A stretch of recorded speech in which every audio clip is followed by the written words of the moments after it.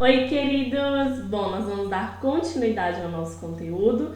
Disciplina de História 2. Vamos falar hoje sobre a estrutura política no segundo reinado.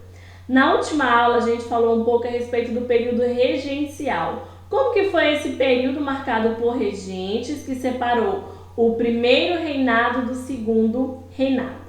Bom, o segundo reinado ele é bastante longo, ele vai de 1840 e vai até 1889.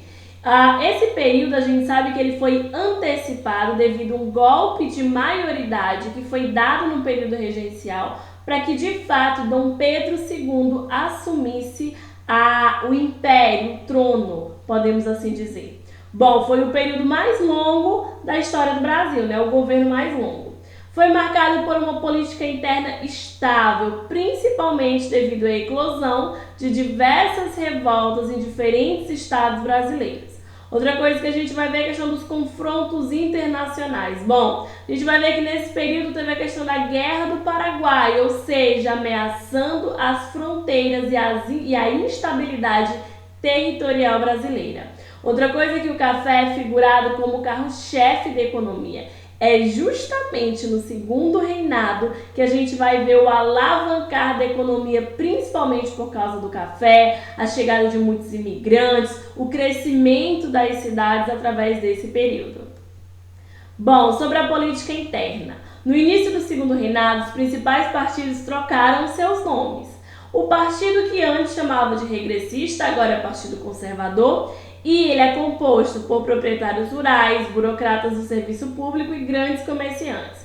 Outro partido era o progressista, que agora é chamado de Partido Liberal, composto por profissionais liberais, urbanos, proprietários rurais de áreas de colonização mais recente. Bom, essas duas forças elas brigam entre si durante a maior parte do reinado de Dom Pedro II. Gente, o que acontece? Essa instabilidade política vai vir principalmente dessa divisão, coisa que ocorria no período regencial. Por isso, a antecipação da maioridade para que Dom Pedro II assumisse para tomar as rédeas do país. Mas a gente vai ver que essa política interna do segundo reinado ela também vai ser marcada por divisão, por conflitos, principalmente para atender os interesses próprios, tanto dessas elites rural quanto desses burocratas, enfim. A gente vai ver que em 1840 teve a chamada eleições do cacete, que são basicamente liberais que foram acusados por conservadores de vencer na base de fraude e de violência. Acredita-se que essa eleição que teve ela foi fraudada. Assim, Dom Pedro II ele convocou novas eleições. Em 1842, os políticos liberais de São Paulo e de Minas revoltaram-se contra a anulação e foram presos e anistiados em 1844. Ou seja, de fato a gente vai ver que durante todo esse longo período vai ser marcado por desconfiança, por instabilidade, os conservadores contra os liberais e assim sendo. E aí, nesse período, o que acontece? Dom Pedro II, ele faz algo, ele tenta se inspirar no modelo britânico, mas faz algo às avessas, chamado de parlamentarismo às avessas. Em 1844 e 47 foi introduzido no Brasil o sistema parlamentarista do governo. O que acontecia nesse sistema? Primeiro, criado para diminuir o atrito entre as facções de elite, ou seja, os grupos rivais, e permitia um rodízio entre os liberais. Ora os liberais estavam no poder, ora os conservadores estavam no poder. No Brasil, como que acontecia? O imperador ele nomeava o presidente, o primeiro-ministro e depois eram convocadas eleições parlamentares. Eram os avessos. Era para ser primeiro convocar essas eleições, a partir dessas eleições haveria naturalmente a nomeação do primeiro-ministro e do presidente da Câmara. Mas aqui no Brasil era o contrário. Quem que acabava nomeando? O imperador. É como que a gente tivesse o retorno aí do poder moderador que Dom Pedro I fazia tanto uso. E aí a gente vê basicamente como que a nomeação do imperador, né, que em vez de ser algo votado pela Câmara dos Deputados, não. O imperador que nomeou o Conselho do Estado, o Senado, o presidente, o ministro, enfim.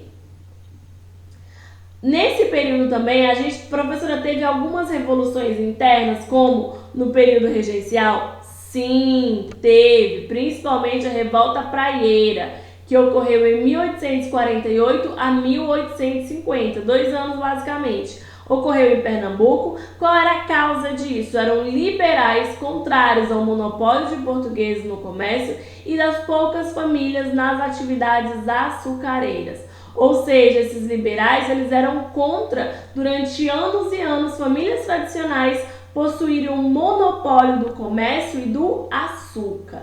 E essa revolta ela foi organizada pelo Partido da Praia.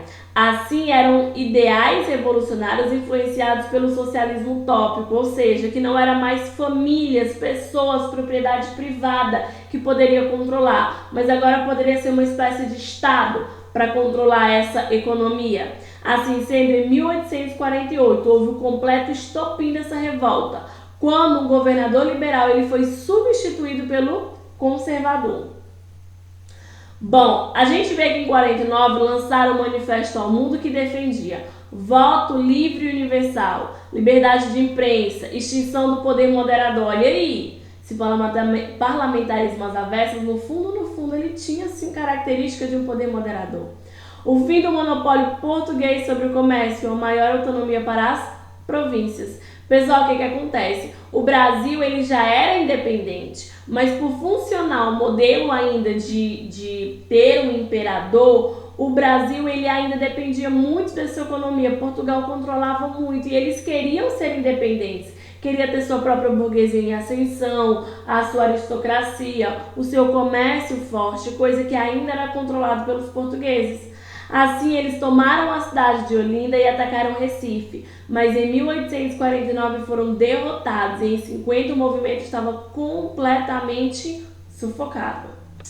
Bom, sobre a crise nesse império, assim sendo, essa instabilidade política. Houve um crescimento econômico, sim, que a gente vai até falar um pouco sobre a sociedade, como que eram escravos, como que era mão de obra. E a gente também vai falar a respeito da economia no próximo capítulo. Aqui a gente fala mais essa parte política. E principalmente que esse império, ele sim teve uma crise. Apesar da prosperidade do império, a estrutura socioeconômica brasileira, ela não sofreu mudanças significativas como se imaginava que ocorreria com agora Dom Pedro II no poder. O fim da monarquia ela foi resultado da ruptura das relações do governo com 3 setores da sociedade que lhe davam sustentação. A gente vai ver que houve uma ruptura com a Igreja Católica, houve uma ruptura com o exército e com a aristocracia escravista. Bom, de fato, essa nossa aula 10, a gente vai falar principalmente da fragilidade dessa estrutura política que ocasionou, por fim, a crise desse império. Ok? Bom, nós ficamos por aqui. Faça uma atividade relacionada a esse assunto, tanto na plataforma como a que eu vou colocar no grupo. Qualquer dúvida, eu me coloco à disposição de vocês.